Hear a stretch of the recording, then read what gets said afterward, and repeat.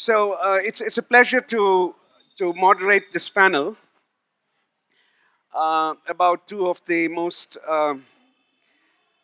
puzzling and big problems in Indian politics. Um, there's no doubt that, according to democratic theorists and observers of politics all over the world, that India's electoral democracy is historically unprecedented. No country at a low level of income has been able to practice democracy for 70 odd years. That is a historic achievement. However, we also know that a substantial minority of candidates with serious cases of criminality have fought and won elections. And as you'll hear very soon, and we'll come to the cronyism side in a moment, political parties across the ideological spectrum seek such candidates, and voters vote for them despite their knowledge of their criminal record. So that's one puzzling and puzzling feature of Indian polity, which certainly lowers the quality of democracy. Whatever else it does, it certainly lowers the quality of democracy. And it raises two questions.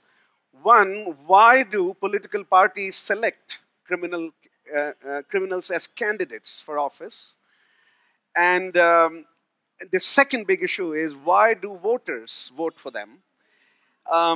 The most interesting statistic in Milan's book, When Crime Pays, is that those who have at least one serious case against them are 3 times as likely to win elections than those who have clean record. It is a very remarkable and quite awful statistic at one level, right? And he will tell us, of course, in other words, voters are accepting these candidates, and we need to understand why. The other big issue we are debating today is the role of businessmen and their impact on politics, and the term that James Crabtree has used in his book, The Billionaire Raj, India's New Gilded Age. So let me say a few words about this term, Gilded Age. It was coined in 1873 by Mark Twain, and it was a very prophetic insight. He argued that America's imminent prosperity, American rise began after the Civil War, and the period until 1900 was a period of very high growth, but very high corruption and very high inequality. And he argued that that the United States was glittering on the outside, but was rotten in its core. And he was in particular mentioning the rising corruption, not criminality, rising corruption in American democracy. And then, of course, we noted by 1890 that the first dollar billionaires of the world were born anywhere. The first dollar billionaires were the Carnegie, Rockefeller, and I think J.P. Morgan. But the others also, around the same time, who burst on the scene as billionaires and started having an impact on politics, which required a lot of cleaning much later. And James, in his book, The Billionaire Raj, makes the claim that the Gilded Age political economy of the United States, late 19th century United States, is that phenomenon, that term, that concept, and is applicable to what happened in Indian political economy since 2000. India has gone through a Gilded Age with intertwined lives of businessmen and politicians, and his book is about the intertwined lives of criminals and politicians. And so this is the two intertwined lives being discussed on this panel. So what we will do is as follows. We will give them each 5 minutes to summarize their books. Then we'll have a 15-minute discussion between us. That will leave us with 15 minutes of Q&A for the audience. And I think it's very important to have audience participation. And that's how we'll split our 45 minutes. So let's begin with James Crabtree. James, your 5 minutes on the billionaire Raj. Very good. Thank you very much for having me. Can you hear me at the back? It's delightful to see such a left-leaning audience. I'm not sure the right is clearly not so strong in India as I'd thought when the sun's beating down on it. So thank you very much for having me. Thank you for that generous introduction. It's a great pleasure to be back here in Bangalore. I was the Financial Times bureau chief in Mumbai from 2011 to 2016, but I used to come here a lot to cover the tech industry and various other things. It's a great pleasure to be back in an Indian city that actually has nice weather. Also to be on a stage with two of the thinkers who influenced my own work. So my book, which is available for sale at the back, has a lovely purple color and is an excellent companion to Milan's book, is about the rise of India's new super wealthy.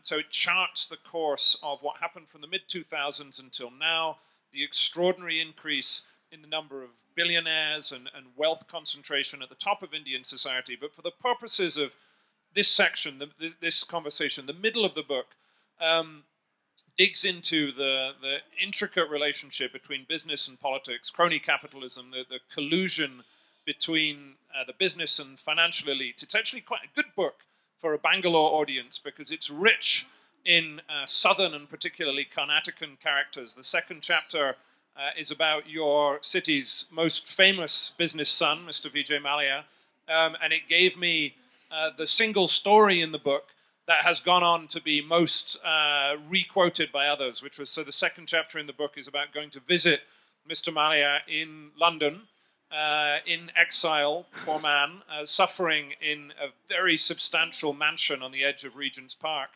And as both Milan and Ashu have heard me say before, one of my rules of thumb as a journalist was wherever you go, whoever you get to interview, always visit the toilet. Tells you something very interesting about the way an institution, be it a government department or a central bank or a large company, treats their workers if you go and visit, you know, the bathroom. So midway through a 4-hour conversation with Vijay Mallya, he was drinking whiskey. I don't drink, so I was drinking water. And I asked to relieve myself, and so I went to visit his bathroom, which turned out to be entirely golden. He had a golden toilet roll holder, not golden toilet paper. But the story of Vijay Mallya and his golden toilet has since sort of been picked up more than anything else from the book. But even beyond Mr. Mallya, I dig into the iron ore scandal that happened here in Karnataka, which was one of the great examples of crony capitalism. I think you mentioned that in your book in passing as well, Milan.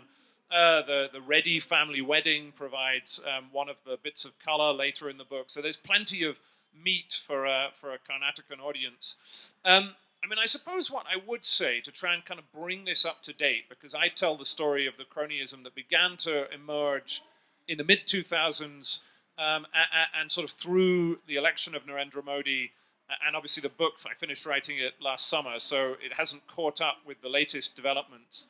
But there was a sense when I was writing this that Narendra Modi and his election, the optimists thought that, in a sense, crony capitalism in India, this was kind of an artifact of history. It was something that was a relic of the UPA. Modi was sort of reading the riot act to the tycoons, and things were going to get better. And I never really believed this was going to be the case. And although I don't really celebrate this, except in a self-interest that it provides for a book author, it doesn't surprise me in a sense that cronyism appears to be having a renaissance in India at the moment. So you have the scandal over the jets, you have IL&FS. There's a bunch of different scandals that have come out over the last few months, and crony capitalism, I think, is going to be one of the central, if not the central, dividing line between the two parties in the next election. It's going to be interesting to see if Mr. Modi, having been battered in the press over the jet scandal, is going to try and reclaim the ground that was so essential to his victory in the preceding development. One of the stories, I can see one of your city's more famous business sons here, Manish Sabharwal, sitting in the front. One of the more interesting chapters in the book, chapter 7, came from an insight which Manish gave me about the relationship between crony capitalism and economic growth here in the south of India, where there's lots of corruption, but also a far more efficient kind of corruption in Andhra Pradesh, in Tamil Nadu, here in Karnataka. And so in a sense, I don't think you should have ever expected that crony capitalism was going to be a passing phase. The question is, as happened in America over a 40, 50-year period, how do you begin to plan now to introduce the sort of systems that can gradually reduce the incidences of corruption and collusion in your economy, and then as you become a middle-income country, then you get to a more prosperous place. And let me leave it at that. That's probably my 5 minutes, and I'll hand over to Milan. Milan, your 5 minutes. But just for the record, the cleaning up of American political economy began with Teddy Roosevelt. So that's 1900 onwards. It took roughly 30 years to do the first act of, to perform the first act of cleaning. And then the crony capitalism of America returns, then the next act of cleaning, etc. And now it's argued once again that arguments have been made, even by intellectuals such as Paul Krugman, that America is slipping back into another Gilded Age under Trump. At any rate, the point here is that it takes quite long to clean up. Quite long to clean up. It's not going to happen in 5 years, in 5 years of Modi's rule. It's not easy to do these things. Milan. Thanks, everyone. Thank you, Ashu. I must apologize because I don't have any great toilet anecdotes for you, so I'll skip the toilets. I think most people in this audience are probably familiar with the statistic that roughly 1/3 of elected members of parliament face criminal cases at their time of their nomination. And that 20%, 1/5, face not just any old case, but a serious case, that if a conviction were obtained, this would merit real jail time. And the story is fairly similar at the state level as well. As Ashu began, this presents something of a paradox for democracies, right? There's centuries of democratic theory which suggest the great thing about democracies compared to authoritarian regimes is that if they're public representatives who betray the public trust, that voters can use the ballot box to chuck them out. So what does it mean about the state of Indian democracy that far from chucking them out, voters are actually electing them and re-electing them in quite significant numbers? The analogy that I think is applicable in this case and that I flesh out in the book is that, politics sort of function like a market. And any market has a supply and demand, right? And where supply and demand meet, there's some equilibrium, and that's where the market price is. So what are the supply and demand factors that drive criminality in India? On the supply side, why is it that parties kind of inject this kind of criminality into the mainstream? The short answer is money. Politics have become excessively expensive. We know that the costs of elections are rising. Constituencies are growing in size. Political competition is intensifying. The expectation of handouts is growing. So parties face a kind of fiscal crunch. But they don't want to dedicate themselves to the hard work of building lasting party structures. So therefore, they're out for rents. Money they can bring in with doing the least amount of work possible. So they are sort of thrust into the embrace of self-financing candidates. Candidates who can pay for their own campaign costs. Candidates who can pay parties for the privilege of running. Candidates who can subsidize other candidates who maybe don't have enough funds. One important demographic over here which has money and liquid sources of money are criminals. People who are engaged in some kind of criminal activity. Now, you may be thinking there are a lot of people in India with a lot of wealth, right? It's not restricted to criminals. You have industrialists, you have celebrities, you have film stars, and so on. So what is it that is leading the criminals to do so well? And that's, I think, where you have to bring in the voters. That's where you have to bring in the demand side. That in many parts of the country today, the rule of law is simply weak or non-existent, which means the government is not seen as an impartial or effective arbiter of the basic things we think states should do. Provide security, arbitrate disputes, adjudicate disputes, provide basic public services, social insurance. And in those places where the rule of law is weak and where social divisions of caste, of religion, of ethnicity are quite rife, criminal candidates essentially could use that interaction to cast their criminality as a sign of their credibility to get things done for their particular constituency, for their particular vote bank.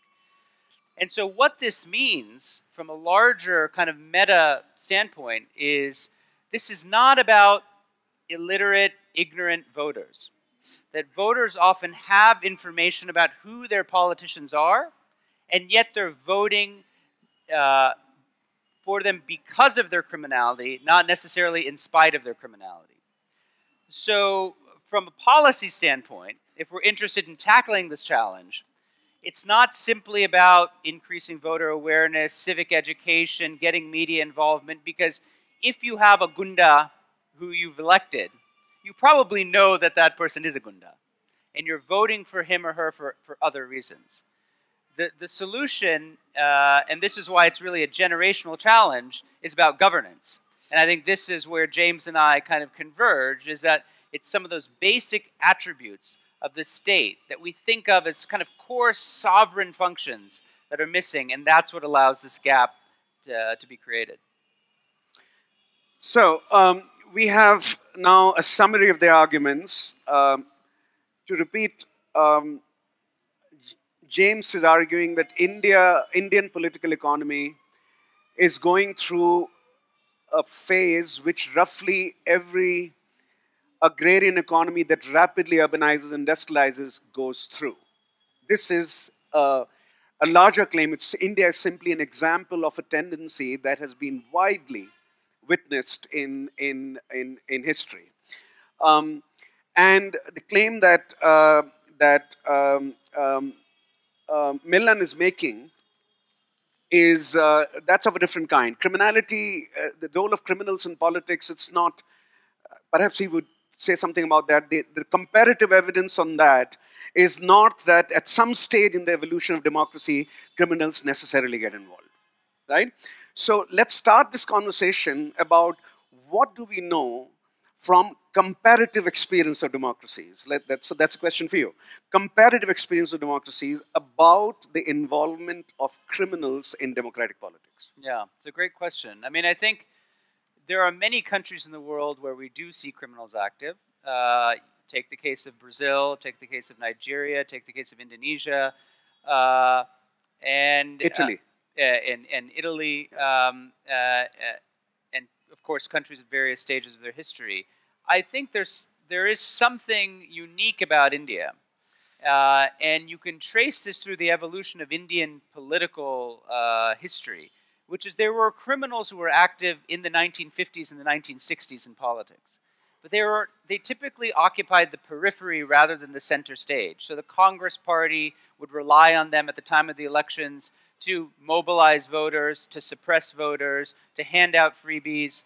But over time, as the state weakened and as competition grew, these criminals decided, I have the resources, I have the clout, and political competition is now very uncertain. I can't go to sleep at night knowing that the Congress will be back in the morning. So therefore, I want to take my fate into my own hands. So we see a process beginning in the 1970s, ramping up after the emergency, where they went from the periphery to the center stage. And I think in many democracies, the criminals are on the outskirts. They're the kingmakers, they're the godfathers, and they are backing political candidates. But there is much less uncertainty about the electoral game, right? I mean, just to give you a comparative statistic, in the United States, which we think of as a competitive democracy, the average margin of victory in a congressional race is 37%. That's the difference between the winner and the runner-up. Okay, the average margin of victory in an Indian election, a Lok Sabha election, is somewhere between 10 and 15%. So orders of magnitude more complicated, which I think changes the calculation. Yeah, and was there any stage in American democracy, any phase of American democracy where criminals were involved in running for office? I mean, you did see some of this, what I would call blue-collar criminality, but as far as we know, not in the same kinds of numbers. And I think it also has to do with the very real weaknesses. See, the weakness of the rule of law in India both creates the vacuum for these people to provide a service or a good, but it also kind of ensures that they can act with impunity, that there's very little chance that that case which is against them, their origin of their criminal activity, will result in some kind of judicial conviction. I mean, we all know in this audience the big weaknesses and the infirmities of the judicial system, even in a best-case scenario, it could take years, if not decades, for an ordinary case to reach its logical conclusion. And James, for you, perhaps a starting question would be, there are surely some sectors of Indian economy which are not rent-thick. There are rent-thin sectors, there are rent-thick sectors. The rent-thick sectors would be natural resources, real estate, where the possibility of deriving illegitimate benefits through government business collusion would be very high. That's rent-thick. So would your argument, how would your argument apply to rent-thin sectors, and what are the rent-thin sectors according to you? So this is one of the criticisms that's been made of my book, which is, in a sense, it's very unfair because it only focuses on the bad guys. And there are lots of good guys. You have Nandan Nilekani coming this afternoon, plenty of good billionaires out there. And I think, that's completely right. In a sense, I wanted to write a book about what was interesting, and the characters in the book are the interesting guys. They also happen to be the bad guys. So in that sense, it's guilty as charged. A more interesting question, I suppose, is, so you gave a very elegant summary of the argument in the book, which is that India is going through a stage that is very similar to one that lots of other countries, both in the industrialized West, but also in Eastern Asia, have gone through. And I suppose the question is, what is new, what is different about India, and what is the same?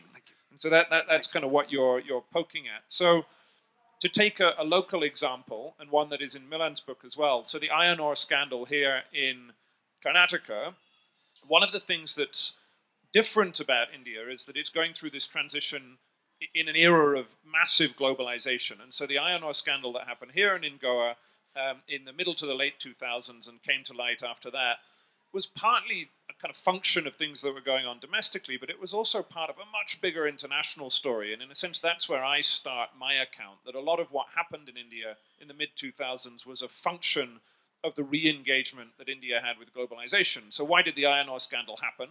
It happened because of the Beijing Olympics. The Beijing Olympics kicked up demand for steel in China and elsewhere. You had the commodity super cycle. That meant iron ore prices went through the roof. That meant lots of people suddenly thought, okay, we should dig up a lot more iron ore.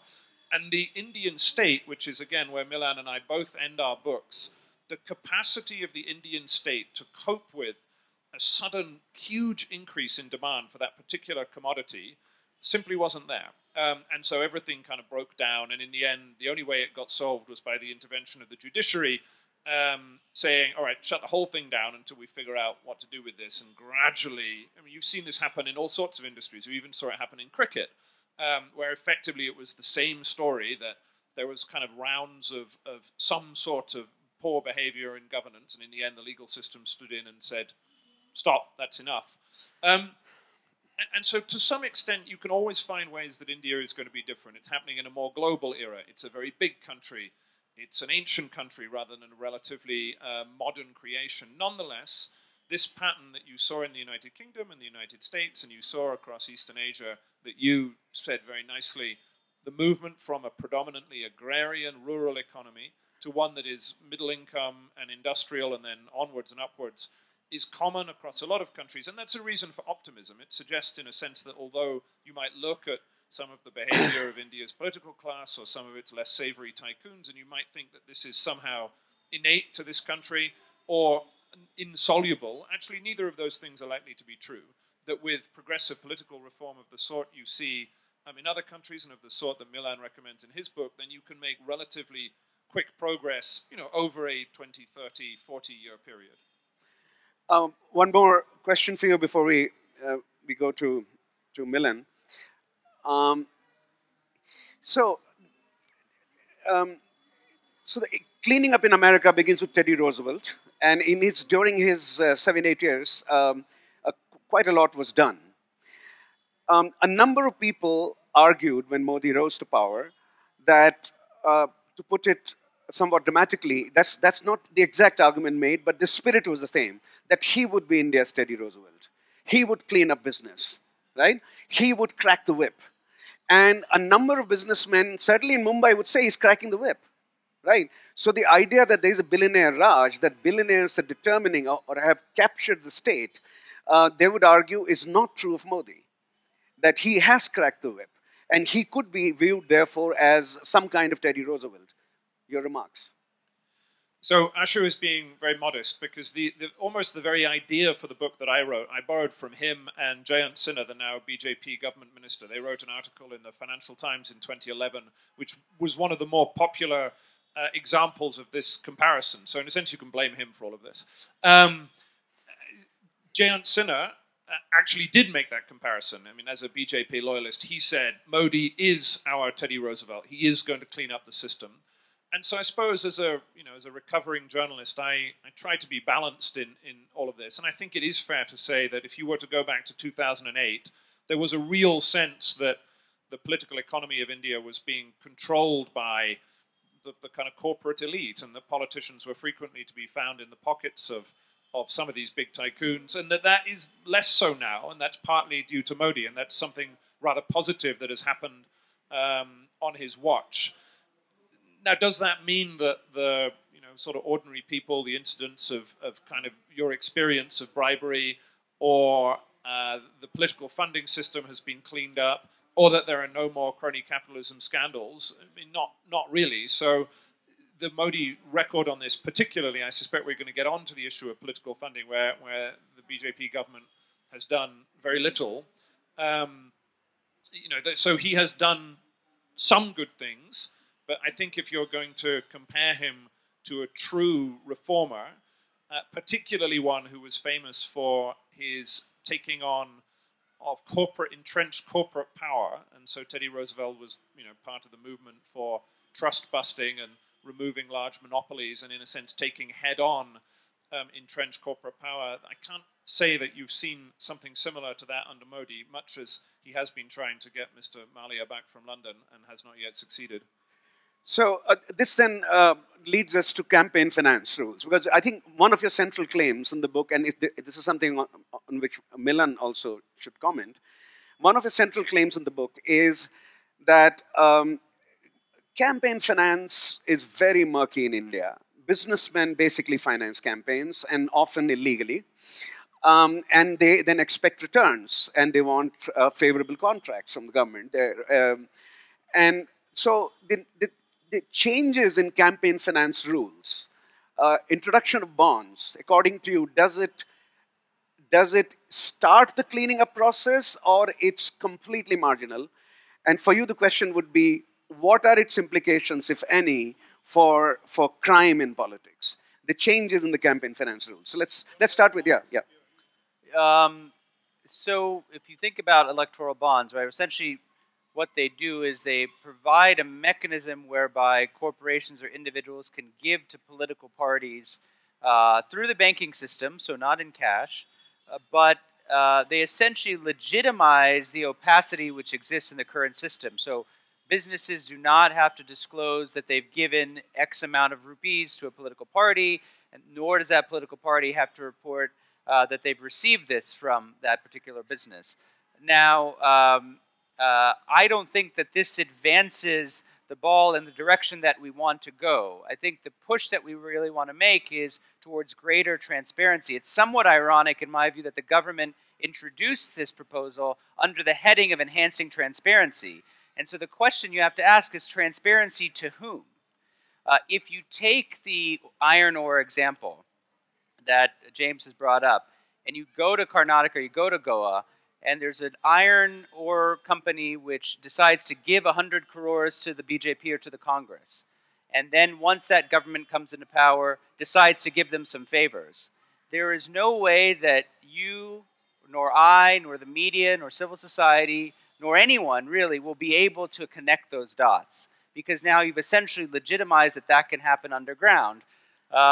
So I don't think this actually changes all that much when it comes to money or to criminality, I'm afraid. And the danger I fear is that we've ticked the box. We feel like we've done the change, and now it will be that much harder to kind of move the ball in a positive direction. And James, sort of slight reformulation that for you. Would your claim be that until a serious reform of campaign finance is undertaken in India, Mr. Modi cannot be a Teddy Roosevelt? Campaign finance is the heart of the problem. Campaign finance is sort of the original sin of Indian democracy. Now, that's not to say I think, American democracy is a complete mess at the moment, and so I'm not, and neither would anyone else be claiming that this is a sort of perfect model. But at least in the American system, even though you have an insane relationship between money and political objectives, at least roughly you know who's giving money to whom, and therefore if there is a kind of quid pro quo, someone appears to be getting favors, then you can kind of reasonably assume why that might be. Now, that's not a great system. It's not Denmark or Finland or Taiwan, countries that have kind of much more progressive and cheaper systems of government. But it's better than the one that India has now. And yeah, I mean, I think basically it's not possible to imagine, or not in my imagination, that India is going to become like a small European social democracy with state funding of political parties and most money being given by small dollar donations. I mean, I think in the end, this is a big, expensive democracy. The figure that most people quote for the last election was $4 or $5 billion, nose to tail. So the next one is going to be much more expensive. And I think Milan is polite about this. I mean, I think the BJP has done nothing about this because it's the principal beneficiary. I mean, it has most of the relationships with the prominent business houses. And so this is a kind of game theory problem. Now, that's not to excuse the Congress, because they also were, everyone is playing this system, and you have a kind of game theory problem, which is the government primarily wants to win power the next time. Modi's main political objective is, driving a stake through the Congress party legacy and ensuring the BJP is the natural party of government. He's got to win elections. To do that, he has to play in this increasingly expensive field where you have to, buy expensive television ads, and as Milan's book shows, you have to hand out an awful lot of money in bribes. For that, you need money, so you have no incentive to change the system. And so, that's been true in America as well. I mean, in the end, the moments of trying to reform this are very difficult, and so I presume this will only be reformed in some moment of kind of crisis and public disgust. In which the people somehow come together and say, enough of this, we need some form of campaign finance reform. But until you get there, it is going to be very difficult to make transparent and open the relationship between business and politics. Just 15 seconds. Yeah, actually more than that. I think you before we came on stage, you were saying something about not only the impact of billionaires or their role in campaign finance, but also smaller businessmen, or what you call the meso level, not this very high top, but somewhere in the middle is a problem too. Yeah, I think that's where I maybe disagree slightly with James, who focuses on sort of the big fish. That my own research and with the work of others on campaign finance suggests that the bulk of the money is not being generated necessarily by the big Mumbai conglomerates. It's what TN9 and the journalist calls the mezzanine level, right? So these are builders, these are infrastructure guys who are operating at the state and local levels who really have a stake in ensuring that their licenses, permissions, and clearances go through, and therefore they become the funders. And there are many, many more of them, and they're distributed, across the country. Liquor barons. Liquor barons, yeah, exactly. Naming no names. But just one thing on the American system, I'm afraid that, as someone who's based in Washington, the one advantage we used to have, which was, yes, there was a hell of a lot of money, but you kind of knew where it was going, we are now retreating from that as well. So the advent of dark money, the opaque nature of campaign finance is only going to grow. And so I'm afraid, in a funny way, the American system and the Indian system could actually converge. Okay, one last question before we go to the audience.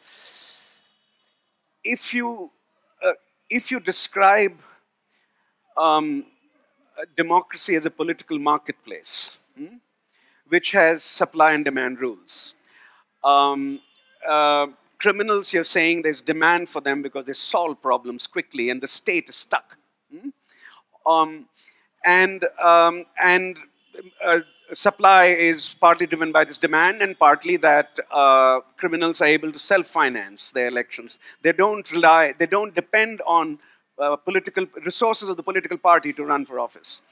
Now, if people like criminals so much because they deliver in a system which is stuck, which is unable to deliver, right, and they get things done,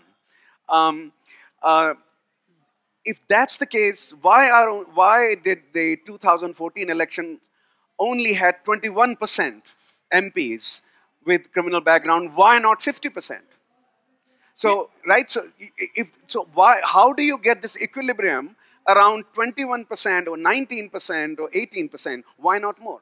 Yeah, I mean, I think the way to think about the market is that it's not one wholesale market, right? It's hundreds, if not thousands, of individual markets, where the contextual factors of the weakness of government, the salience of those social divisions, varies incredibly across the length and breadth of India. And so therefore, in some constituencies, in some states, either one of these factors is less or more important. It could also be the case that in some places, frankly, elections just aren't as expensive for historical reasons, for cultural reasons. And so therefore, it has not taken over the whole country. But the worry is that in many parts, I think for middle class or the Aam Aadmi, joining politics is sort of a four-letter word, right? It's associated with now a negative connotation, and so that the worry is that the greater number of bad apples that you have, it's going to progressively drive out the good apples, and I think that's a real concern. Okay, so I think let's open up for lovely. So many hands up. I suppose there are volunteers here with the microphones. So let's start. Let me see. 1, 2, 3, 4, 5, 6, 7, 8, 9, 10. Wow. Okay, let's. So clearly, the question has to be brief, or the comment has to be brief. Sir, can we go next to you? Okay, and then we come here. We'll come to you. Yes. Could you also identify yourself in them? Hello.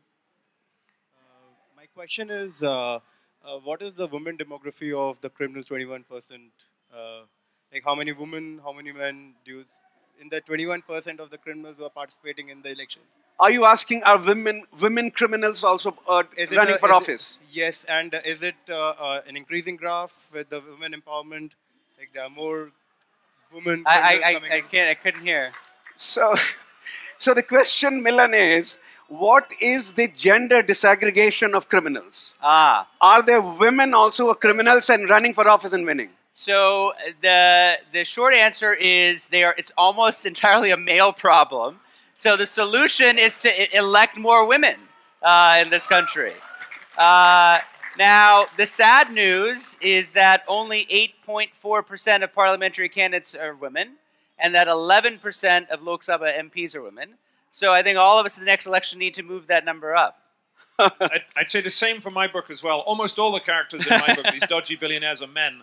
But I do have a long chapter on Jayalalitha. So again, a southern politician holding the end up, sir. Can you? Yes, sir. Yeah, and then we'll come to this side. Yeah. This question is for James, and I'm sorry if I disappointed you. You were probably expecting more questions from a left-leaning audience. But first of all, congratulations on your absolutely engrossing and captivating book. But, that's very kind. More questions like this. Yes. But I'm trying to correlate the basic theme in your book with your recent article in the Milk and Review, which you wrote in July. And when you had hypothesized or tried to prove that in early developing economies, the disparity between inequality and wealth creation always follows a modeled pattern. But if you look at the billionaire Raj and your narrative there, India is kind of an anti-pattern to this Kudzin's curve that you have kind of emphasized in your article. So do you think that despite the challenges and the stereotypes, India will continue to grow with all of this political influence and wealth inequality distribution? Let me deal with this very, very quickly. So as I said, one of the main themes in the book is about rising inequality in India. And my argument basically is this is a bad thing. It's been one of the more controversial claims because there have been various people who have pushed back against this. But I think in a sense India follows quite a common pattern that typically early industrializing economies become more unequal. Not always, and it's not a kind of uniform law. The problem that India faces is it's much more unequal now than it was 10 years ago. and it's much more unequal than most countries that became rich very quickly in Eastern Asia managed. And so that, I think, is something, whether you're on the right or on the left, politically, as well as in this audience, that people should continue to care about.